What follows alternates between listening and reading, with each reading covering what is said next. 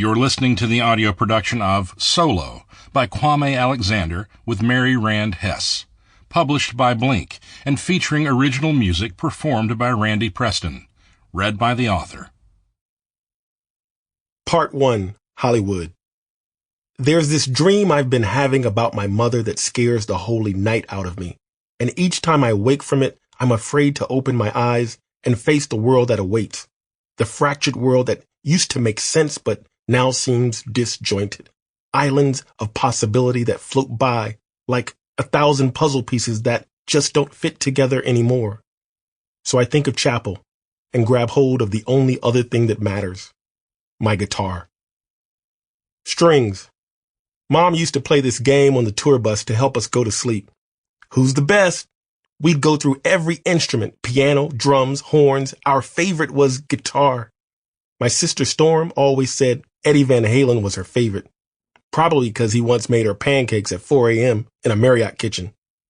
Ask Rutherford, and he'd say, I'm the best in the world. I'm out of this world. Electric Soul Brother, Interstellar Man.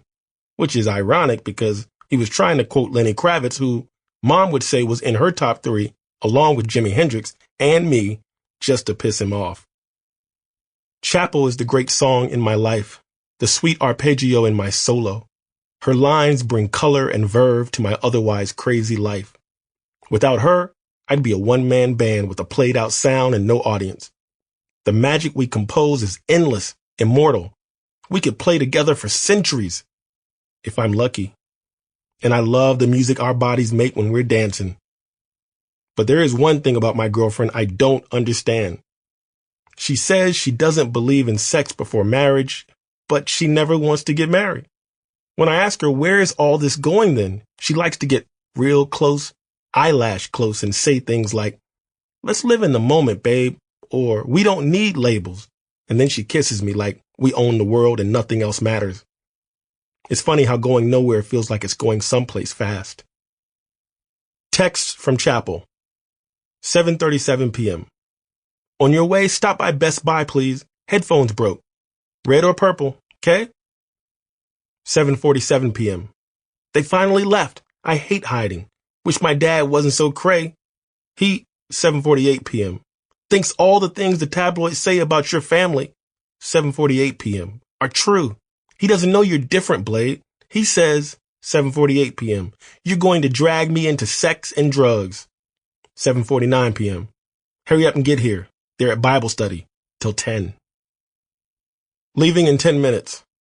Sorry. Working on a song, beats or bows, and tell the Reverend I only did drugs once. The show.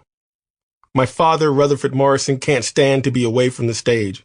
He has always craved the spotlight, needs it like a drug, posing, posturing, profiling before millions, an electric prophet, or so he thinks, capturing concert worshipers in the vapors of his breath as if his voice was preparing them for rapture. My sister and I have always lived under the stage, beside it, behind it. The after party. There was always another party, more loud music, more loud groupies, booze, and still more groupies. I was 9. He grabbed me and held a sizzling cig in front of my face, only it wasn't a cig. He blew smoke circles around me and laughed. My boy. The band uncles got in on the joke too. And I stuck my tongue in a shot glass full of whiskey, soaked it up like a dirty sponge. I loved making them laugh. The whiskey hurt my throat and stung my eyes, but the laughs were epic. Before I knew it, I was taking my finger and dragging it across powdered sugar that looked like ant snow trails on the table. Rutherford was too busy kissing his ego to notice. I tasted it once, twice, and a few more times trying to find that sugar sweet. But it wasn't sweet. It was salty, bitter, and it coated my mouth in numbness. I woke up in the ICU, frightened and embarrassed by my father, who sat by my bedside crying, in handcuffs. Hollywood Report. Rutherford Morrison has kept rock alive for 25 years. His band, The Great Whatever, is credited with introducing a new flavor of hard rock to America with the release of their triple platinum album, The History of Headaches. Even after an acrimonious band breakup, Morrison continued to have an illustrious solo career, selling 30 million albums worldwide. His music has lasted the test of time until now. Sample complete. Ready to continue?